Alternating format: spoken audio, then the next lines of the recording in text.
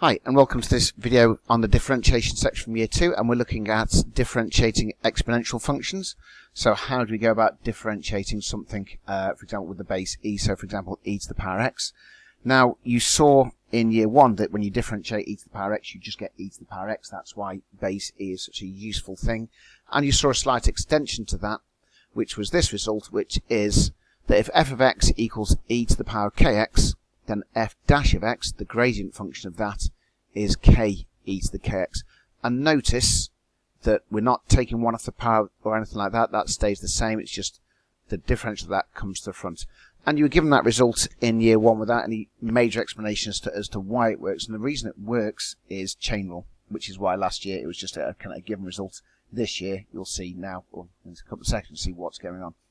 So let's take that and say what we've got here is a function inside a function. So we've got essentially a linear function sitting inside this power. So that's why chain rule works, because we're dealing with functions inside functions.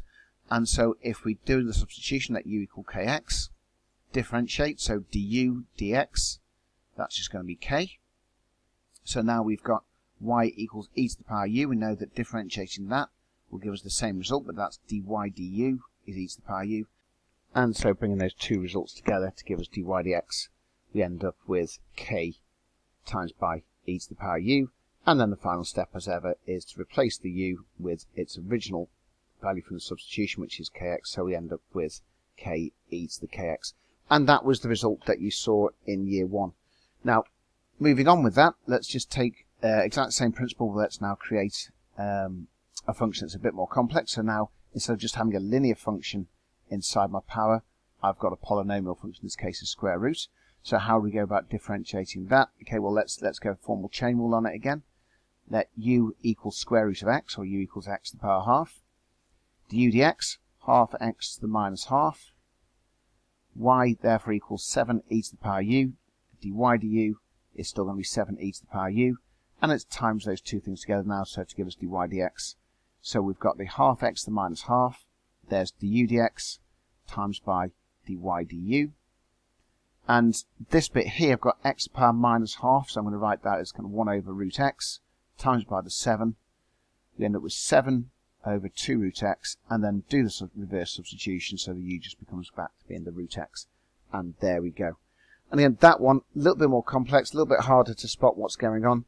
Doable by inspection, but you might just rather prefer to do a formal chain rule on that one, just to make sure you get things absolutely spot on.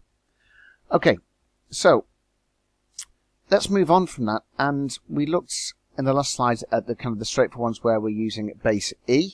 Let's now have a look at what happens if we're using a different base. So for example, if we're doing y equals 2 to the power x, y equals 3 to the power x, those kind of things, and let's see what happens with that one.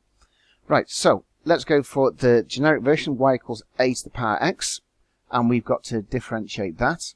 So what we're going to do, first of all, we're going to, there's a couple of ways of doing this, and there's what I think is a much better way of doing it, which will pop up later on in the course, but it requires something called implicit differentiation. But for now, with the knowledge that we've got, we're going to go with this one. A little bit more clunky, but we'll go with it. It uses log laws. So first thing we're going to do is rewrite that x, that power, as e to the power ln x, which looks like we're making life a lot more complicated, but you'll see in a second it does become a bit more straightforward, because now we can use our other log law. So that's our basic law, so kind of bring the power to the front. So we've got e to the x ln a. Now, ln a, that thing there is just a constant. So this would be the same as, for example, differentiating, kind of y equals 3x or y equals 7x. So this is ln a, lots of x. So if we do the differentiation now, we've got dy dx is ln a e to the x ln a. And finally now we're just going to reverse those, the first two steps. We're here, so we reverse this. We're going to go back up from x ln a, go back to ln a to the x, and then again reverse that. So we go back to there. So that leaves us with, again, at this step here, all I've done is just use my log laws to rewrite x ln a as ln a to the x. And then finally, e ln a to the x is just this thing here, a to the power x. So what we get is a to the x ln a. Now, what that means is, I'm just going to do a little bit of extra scribbling here. So for example, if I've got y equals 2 to the power x, if I differentiate that, it just becomes ln 2 times by 2 to the power x. If I had y equals 3 to the power x, dy dx is, can't write, is ln 3 times by 3 to the power x. The power part, the exponential part doesn't change, it's just the constant becomes ln to the base of whatever our base is there. So that's how that one works. Let's have a look at an example of how we're going to use it. So here we go. So we've got a question in context. Let's put in the context of an electrical circuit. So we're told that the current I equals 8 minus 4 times by 1/3 to the power t. So this is our function here where we've got an exponential function and our base is 1/3. And it says use differentiation to find the rate at which the amps are flowing around the circuit, di dt, when t equals 2. Okay, so, and also, last bit, we've got to give our answer in specific form, but we'll get to that bit at the end. Right, so, first things first, there's I, so we need di dt. So, the 8-bit disappears, the minus 4-bit is still there, is not affected by differentiation. So now we're going to be doing the differential of that. And again, from previously we had, on our previous slide, this time I'm going to go, let's say if I had y equals 1/3 to the power t, dy dt would be ln 1/3 to the power t. Okay, so that's all that's happening there. So that's that bit.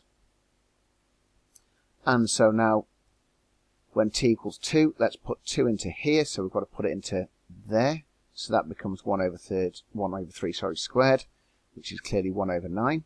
So we end up with minus 4/9, so put the minus 4 with the 1/9, ln 1/3. But we've got to get it in the form a ln 3. I've got at the moment a ln 1/3.